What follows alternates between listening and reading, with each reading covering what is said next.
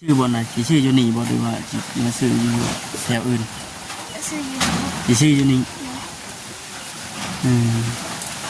เอาสมมติว่าทางผู้รักผู้ใหญ่เป็นไหนที่ชื่อบนอื่นเด้ไปบ่ข้าซื้อแถวบ้านไอ้ได้แถวบ้านเลยแถวบ้านนุ่นสันแถวบ้านนุ่นสันนี่บ่ตัวเพิ่นมาท่องมันที่แต่ก่อนนะแต่ก่อนนี่มันไปน้ำกันปกติปกติ นักเชื่อถามว่าเพิ่นมาท่องถามว่าไกลดีครับอยู่น้ำงานนั่นอย่างเพิ่นไปกี่เพิ่นอยู่กับป้าเพิ่นนะ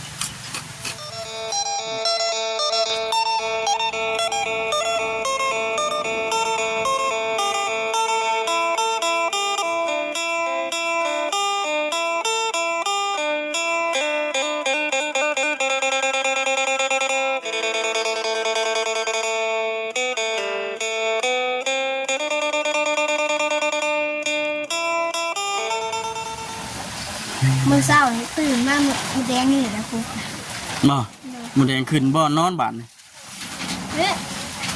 ตื่นมาจะหางูมันงูเขาไว้มือแดงมันก็ปีน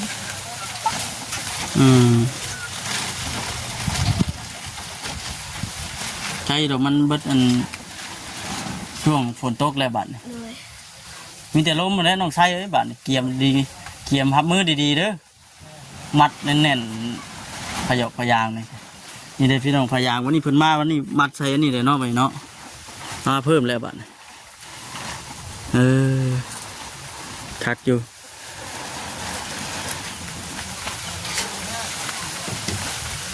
บัดอัน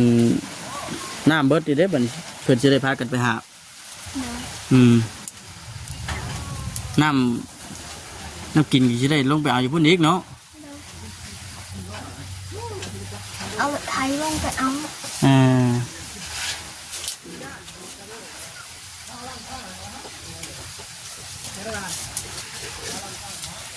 กำลังเดะจำพี่น้องเนาะ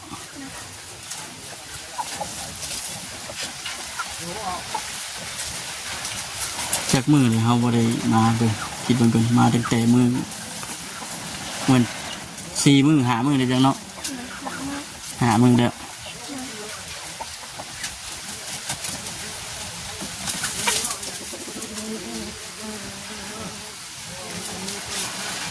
แต่ห้อนแล้วตอนแรงบ่ได้ห้อนบ่เนี่ยว่าสักช่วง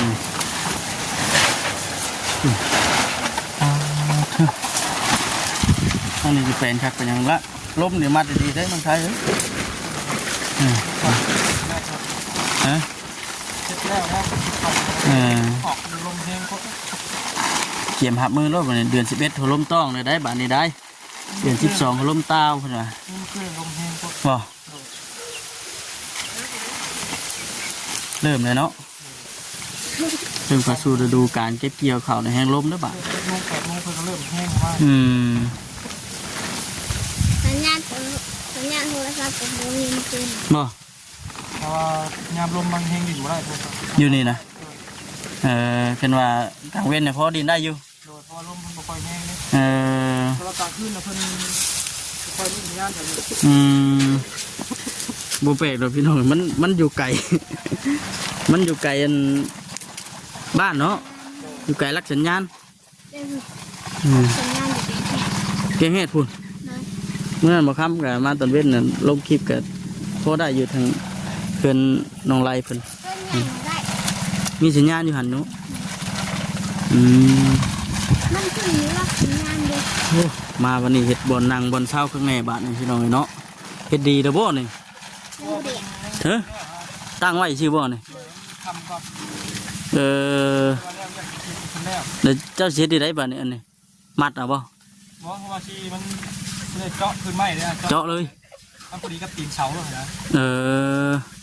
พอดีกับตีนเสาแล้วซบลงไปกับทีอยู่เลยเฮ็ดแบบนั้นเนาะเฮ็ดบนนั่งเฮ็ดบนนั่งเงินกินข้าวบนนั่งเย็น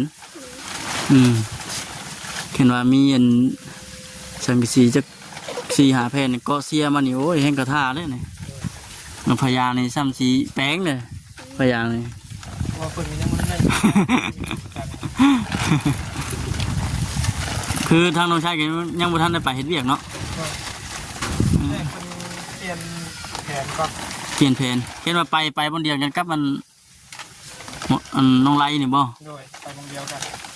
อ่า แรกคนละแฉไปไม่ได้เตรียมโทรแล้วตื่นเช้ามาคนโทรบอกย่านั้นตั้งฝนก่อนดิ ไม่ได้ไป ก็ฟังเบิ่ง ตั้งฝนก่อน วันที่10ก็เห็นแต่มื้ออื่นนี่วันที่10ก็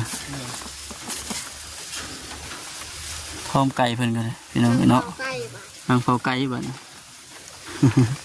ดีแล้วมื้อนี้ก็เฮ็ดเวียกอยู่นำเพื่อนน้ำซานก่อนเฮ็ดเวียกกลัวเต่าก็ยังนี่แหละพี่น้องเนาะ แต่บ้านก็มีแบบคนหลีหลายว่าแบบ ไก่บ่หลายอยู่ ตัวซ้ายนี่เป็นบ่มีครูนะ บ่ ใช้ชนไปสองเครื่องไก่ อันนี้นะ โดยเป็นไก่ไข่เป็นไก่หลังแล้วบ่มีครูเลย เออ เขามีแต่สายแบบธรรมะซ่า เคยเอาเข้าสังเวียน2เทื่อละ โดย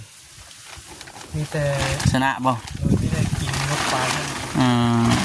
แต่บ่ค่อยกล้าตีมันแพงหรอกได้มาได้ไปกว่าก่อนมีเวลาเนี่ย อืม มีแต่สิเลี้ยงเอาลูกคนนี้ โอ้ดินไก่นั่นก็เฮาเบิ่งออกครับคักอยู่อยู่ในบ้านนะเว้ยคนดินหลาย คอยมีครูแต่ตัวยางคนจะใหญ่เนี่ย จักอันนั้นได้ซั่นไก่นี่ฮอดปีแล้วบ่ เพิ่นจอย อายุเพิ่นกับปีกับ2 เดือน อื ไก่ ม ผู้ดีแข็งผู้ดีแก่นะ ไก่พอดีแก่พอดีแล้วอันสามเอาลูกมันเนาะ ลูกมันเหลือแต่3 ตัวมันตาย อืม มีเขียวน้อยตัวหนึง แม่นนี่คือเว่าถึงเรื่องการมักการชอบดอกพี่น้องเนาะมักก็ถือว่าคนก็นิยมหลายอยู่ถึงไก่ถึงคากันนะ มันคือกันใหญ่ลูกที่เป็นชาวลูกแล้วเพิ่นดีในผสมเบิ่งบ่ค่อยดีนะ บุคือเฮาดูแลปานใดได้ติ โดยเพิ่นตกลงกันไว้ว่าขอ3แม่แล้วเพิ่นปล่อยให้เบิดคอกเลยให้เช่าเหลือประมาณ2 5 2 4ไปนักลงเลย เออคนละอย่างเลยติ ก็ว่าถาปีกทางยังเพิ่นก็จักสิได้ไปหรือบ่เนี่ยก็บ่พร้อมให้บ่ได้เอาไปปาเลย ให้มันสมบูรณ์แบบข้างในพุ่นแล้วจังเอาไปกันได้เนาะพากินข้าวเลยบ่เมื่อเช้านี่ โดยกินแล้วกินกับไข่ อ่า เพราะว่าแบ่งกันกินเหมือนกัน แม่นั่นแหละแบ่งปันกันกินมีหน่อยก็แบ่งปันกันแบ่งปันกัน เพราะว่าพวกน้องก็เฮ็ดเวียกพวกคนก็เฮ็ดกินนะ กินแล้วก็แบ่งกันอันนี้ เพิ่นแน่ตัวแน่แล้วเนาะ โดย เรารุ่นเบิ่งพี่น้องอยู่เนาะว่าทั้งอันบ่แซ่บเพิ่นสิเข้ามาหยังแน่ว่าซั่นมื้อนี้ถามน้องตุ๊กเพิ่นผ่านดีอยู่บ่เมื่อคืนนี่ว่าซั่นบ่แปลกเลยนอนเจ็บครับเป็นหยังมีแต่น้องไทยเด้อเนาะลุกขึ้นมาจอดเต่าเนาะ มีน้องนะไล่เพิ่นแล้ว เฮ็ดกินหยังบัดนี้ตอนเที่ยง เพิ่นยังบ่ฮู้ว่าเกี่ยวกับสิลวกมีอยู่ บ่ สิลวกมีต้องอย่างแบบนั่นแหละ ช่วงนี้มีไผในสมาหา ก็ว่ายังบ่มีก็ ยังบ่เห็นบ่ เบาเขามาสิก่อนก็บ่ได้ มีบ่จิตเพิ่นก็บ่ได้มาใช่มั้ยเกี่ยวข้าวว่าซั่นกึบเกี่ยวข้าวแม่นแล้วยากมันเกี่ยวข้าว เบาแล้วมันเบา ยังอยู่อีกประมาณ2 มื้อ 3 มื้อก็เป็นสิลุยกันแล้วนี่ก็ได้ ได้เลยค่ะ บ่ตานี่ก็ยังอยู่เพิ่นก็ได้แต่บ่ค่อยได้มีโอกาสขึ้นมาทางนี้พอดีฟังเมืองผลพร้อมหน้าบ่ได้ก็ได้เนาะทางฟังเมืองผลพร้อมแถวเขตนี้ได้เขตนี้เขาเจ้าเกี่ยวลายหรือเปล่า กะยังบ่ค่อยมีคนเกี่ยวเพราะเป็นเด็ก ก ตัวหน้า2ทุ่งใกล้เขาชุกเลยยังบ่เห็นคนเกี่ยวทุ่งนึงชุกแล้วทุ่งนึงยังบ่ทันก็สิเริ่มเป็นหมักทุ่ง ย่าง งานเกี่ยวเขางาน เดือน10 เดือน11แล้วนี่ช่วงนี้เดือน10 ตายเขาอยู่ชุกเต็มหมดแล้วเพราะยังบ่ได้เกี่ยว เขาเจ้าก็คือสิแม่นอันรอพังเมืองฝนแน่ โดย คันว่าสิเกี่ยวบัดฝนตกมานะโอ้ยให้ยากแล้วบัดมันบ่คืออยู่น้ำไหนาเด้อบ่คืออันอยู่ในกกมันตั้งนี่เด้อเอาเกี่ยว ว่า ฝาก ที่ก่อนนะครับ ยังตกนะว่าสิบ่ตกคน นั่นแหละจังหวะนะ น้องเขามาแหละ บ่เมื่อวานนี่ตกได้ทั้งบ้านเบา ทางนี้บ่ตกครับ ฝนตกแดดเมื่อวานก็เจ้า ตกแห้งเกิดบ่ แห้งตึกแห้งตึก เพราะว่าทางนี้เมื่อวานนี่มีแต่แดดกับลม บ่ ฝนกันแบบนี้แหละแต่ว่าฝนยังบ่มี นี่คือไม้เป็นวัน ตอน2 โมงน่ะเบิ่งคิดว่าสิตกแล้วเบิ่งทั้งผ้าทั่วมืดทั้ง แจ้งจริง เดิมแล้วมันบางบอนก็อยากเบิดแล้วก็มีฝนกันนะมันสิถึกช่วงเกี่ยวข้าวเป็นอย่างไรเด้แค่ว่าไปเฮ็ดเรียกกันอย่างเดียวแม่น้องตุ๊กก็อยู่บ่ โดยเพิ่นสิได้ให้เพิ่นอยู่แล้วเพราะว่าเพิ่นกระชอกน่ะยังไม่ได้เพิ่นลูกเพิ่นยังไม่ปลาอ้อยไปนะสิยาก ระมัดระวังยากเนาะ เพราะว่าเพิ่นบ่ท้องมันยังที่สะก่อนน่ะไป แต่ก่อนนี่แม่นไปน้ำกันปกติ ปกติไปกับปกติ อืม นั่นคือถามว่าเพิ่นบ่ท้องถามว่าไกลดีครับ อยู่ น้ำยานั่นเนี่ยเพิ่นไปกิน เออ เพิ่นอยู่กับป้าเพิ่นนะ มีผู้ปากกลัวนำอยู่เนาะ โดย อยู่นี่กันเลยแต่กลัวเพิ่นอยู่ผู้เดียวแค่ว่าอยู่ผู้เดียวที่แม่นให้ลงอยู่พุ่น โดย คือแต่เก่า แต่ก่อนเพิ่นก็ลงอยู่พุ่น อืม อันนี้เพิ่นก็อยู่กับป้าเนี่ยเพิ่นแล้วก็ไปอยู่ พอดีแต่น้องตุ๊กหาอยู่หากินถ่าผัวอะไรผัวเรียกมาไม่เมื่อยคุดจิโร่แหละเนาะ โดยเพราะว่านี่เพิ่นก็พุ่นไอ้คนเนี่ย เออ ไปกับป้าเพิ่นก็พุ่น พอดีเด้มันในยามนี่ก็ได้มีจิโร่นี่กำลัง ไข่นะ ไข่ เพิ่นก็เริ่มไข้เริ่มหยังแล้วแต่ยังบ่หลายหรอกเพราะว่าเพิ่นยังมันง่ายเอามาจากดงอยู่เพิ่นยัง เออ แต่ว่าถึงยากเพิ่นง่ายมาอยู่แปลนเออไข้หลายน้ำแค่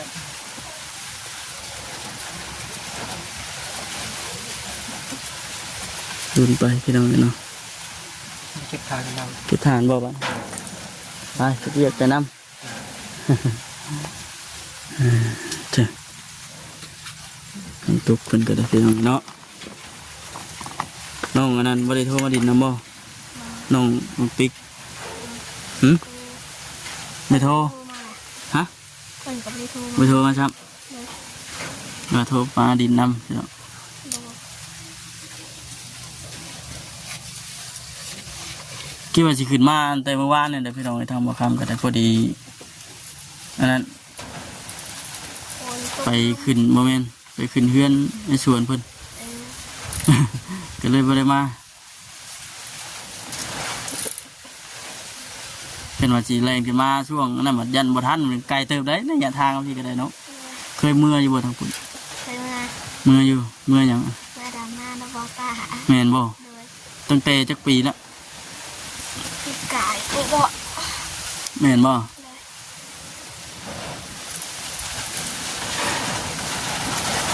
พุ่นไกลเติบเนาะเมื่อตั้งแต่ช่วงนั้นยามดำนา นั่นแหละกันว่าสิเลนมาแต่ว่านี่ก็มันค ยัง ำอีเฮ็ดหยังบัดนี่ สีดังไพ่ ดังไฟเฮ็ดหยัง ดังไพ่ก็ไพ่ ผมก็นี่จะถือหยังขึ้นมาซั่น ปลาดังนะ ม มะคุ้ง มะฮุง เอวมีส่ง เอ้าบาดนี่มะขามเด้มะขามอยู่ทางน่ะตำมะฮุงใช่มะขาม มันมีสมกับนาว มีครับ บ่เนาะอดทนสู่ชนไปน้องตุ๊ก โดย บ่คืออันตะกี้แล้วตะกี้ยังว่าผู้หนึ่งผู้เดียวนี่ผู้หนึ่งผู้เดียวบัดนี้สองคนบัดนี้ไปทางใดก็ถือไปน้ำบัดนี้ ไอ้จีบัดนึงก็มันเข้ามาให้กำลังใจอยู่เพิ่นว่าสู้ๆเด้อฉันน้องตุ๊ก โดย เมื่อวานนี่ค่ะหาคุณจิโร่มาก่อนค เป็นนี่ได ำ6 โมงหาโมงเลยอะมาแล้วก็ห้องเขาโตอ อืม ไป2 คน แบบเฮาไปหันไปนี่บ่ได้เมื่อยบ่ บ่ มันสิเมื่อยคือ บ่เหมือนกันได้ บ่หักต่างอยู่ต่างตะกี้อยู่ติต่างตอนเฮานี่บ่ทันได้มีอยู่เนาะ อยากไปน้ อยากแต่น้ำ ำ บ่ได้ถือไปบ่ซั่น โอ้ เอ้า อ อยากไปน้ำสีเย็น เออ อากาศร้อนสิติ นอนห่อนดีๆเมื่อวาน มื้อนี้ก็สิคือกันนั่นแหละแดดนี่8 โมง 9 โมงก็จนแดดจ้าไปเลย ตอนกี้น่ะ6 โมงยังมืดอยู่ เดี๋ยวนี้เด้ 6 โมงหรือว่าแดด 6 โมง6 โมงกันเช้าหั่นบ่ เลย เอาข่อยบ่อยู่ยามนี่มันต่างกว่ายามดำนาแค่ว่ายามดำนานี่6 โมงนี่ยังมืดอยู่6 โมงนี่ ตื่นมาหาโมงเลยใกล้ๆสิเจ๊เมื่อเล่นไทยแหง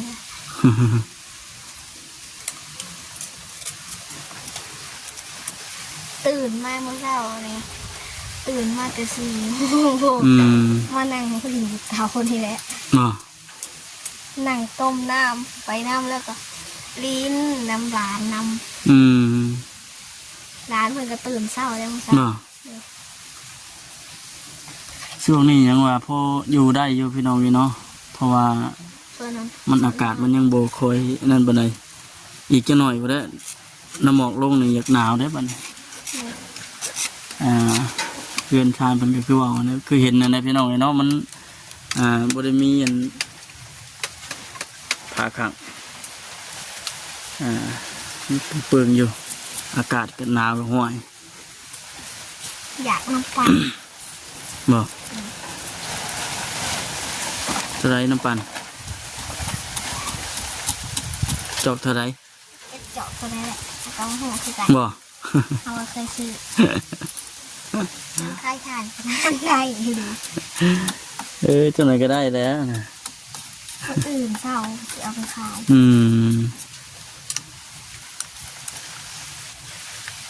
ช่วงนี้แกบ่ได้คอยมีเงินทีมงานเข้ามาเยี่ยมมายามถ้าเจ้ากระถารุ่นเบิ่งเงินน้ำบ่แสนสิมีหยังบ่ว่าซั่นมื้อนี้บ่แสนเพิ่นสิเข้ามาบ่นะ แอนบอกเอาดาวพิษนะเพราะ ฮะ เอาดาวพิษนะบอเซนนี้ต้องมีแนวหนึ่งแหละ ไม่หยังแน่นึงนะเจ้ากล้าว่าหยังอ่ะ จะบอก อ่า เอาว่าเป็นเงินเนี่ย เออ เขากะเอื่นคือไร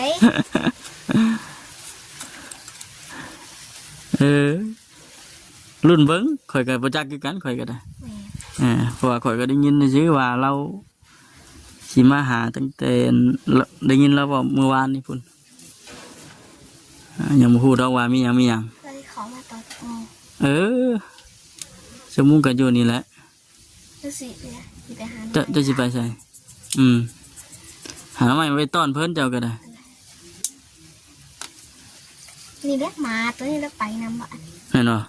หมาได้หมาหน่อยเพิ่นตัวนี้พี่น้องหมาตัวนี้ในวันคุบเมื่อนะ เลยดวงตาเพิ่นตาก้อนบาด เป็นยัง ยังข้ามดึงตาเพิ่น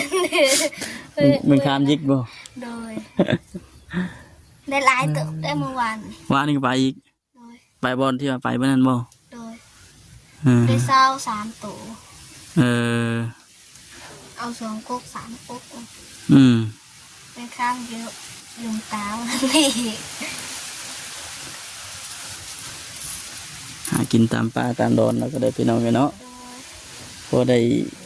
อยู่ได้กินอยู่ยามนี่เช่นว่ายามเล่งเนี่ยโอ้ยอยากอึดๆแน่เจ้าสิหาหยังบัดนี้เจ้าสิวางแผนหาหยังหาอยู่มากินยามเล่ง น้ำแรงนะ นี่เด็กกระปู คุดกระปูแถวนี้มีบ่แถวนี้ อยู่หายหน้าเพื่อน แถวไหนาก็จะพุดคุดกระปูกินแต่กระปูนั่นบ่ คันคนดวงดีก็ได้กบ บ่ คันคนดวงบุรีก็ได้กระปูมากคนแหละ โดนตกน้องพี่น้องเนาะพี่นาทานเพิ่นก็คือสิคือสิเห็นตั้งแต่เราโดนแล้วก็ได้ เลี้ยงหาอ้อยกัน แก้วเจ้าของเขาให้ก็ตักกิน ใช่เจ้าของเขา เด้นั่งจ้ะ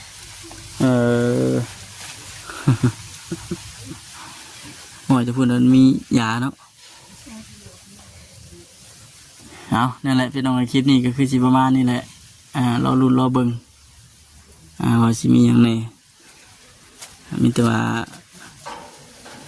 เตานี่นะเอามาแรกแล้วเอามาดังเลย อันนี้ได้ เลย โอ้คักบ่ ดัง ติด กระทานกระแตกอีก มันโมเกี่ยวกับเตาอ่ะนะ ค่ะ เอาคือสีประมาณนี้แหละน้องตู้เกิดเนาะเอาสบายดี สบายดี ป้าพี่น้องเนาะจังไรก็ตามเบิ่งดูพี่น้องเด้อเนาะคือสีจ้ะคือสีประมาณนี้แหละไปพบกันคลิปหน้าสบายดีพี่น้องเลย